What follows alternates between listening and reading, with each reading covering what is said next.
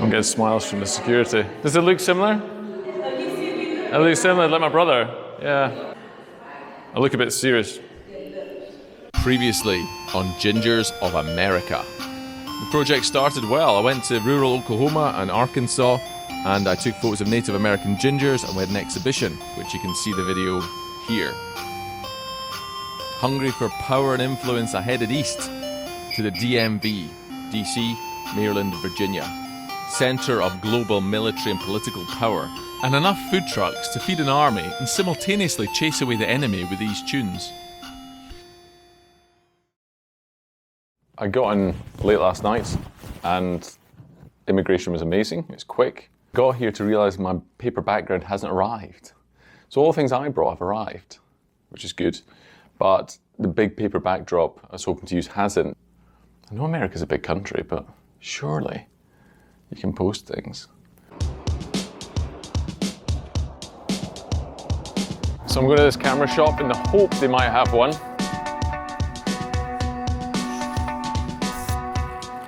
But alas, no cigar. They've got a small one, and he did look in the storeroom. But there's one more shop I can call in about 20 minutes. As is my habit in a new city, I've come to the art gallery, and I'm going to try and look for some gingers.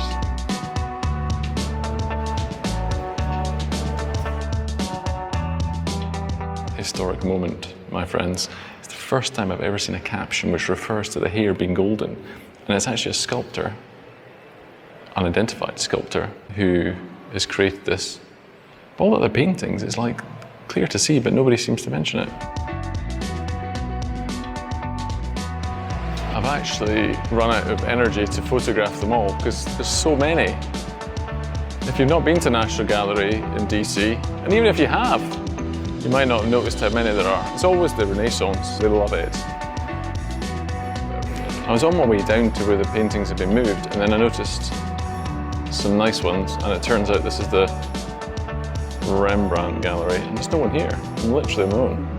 The brown background in these paintings inspired the aesthetic for the gingers. In this painting, you can see that the Apostle Paul is clearly frustrated because his roll of papyrus has got lost somewhere in the Roman postal service. So I found the painting I was looking for. Why so serious? Van Gogh. Van Gogh. Van Gogh. Van Gogh. Van Gogh. So that was the president, just drove by. The motorcade. I just turned up at the Washington Monument. And as the president zooms by, I mean, wherever I go, the news follows. So after seeing the president, I decided to look at some monuments, the reflection pool in all its drained glory. I saw my godkids as well. And then I headed to Profoto because the aim of the day was to get the background paper before the shoots. They had a 9-foot roll, which was so large it was hitting the ceiling before I left the shop.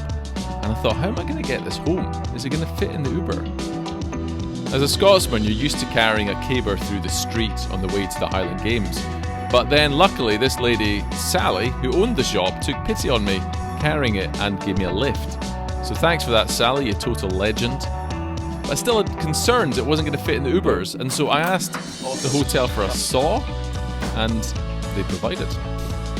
I didn't have a measuring tape, so I used my body as a rough guide before then going into the fire escape and sawing the thing off. This is all part of the normal life of a photographer, to be honest. I mean, you might get an assistant to do it, but the assistants weren't coming till the day, so I just did it myself. Just been walking through the corridor with a saw, trying to find the guy to give it back to, and some guests saw me. They saw me with a saw. So if there's any reviews in the hotel of some crazy guy wandering around with a saw, and with a lot of bits off, you just needed a bit to come off, but that'll mean it can get in the car now.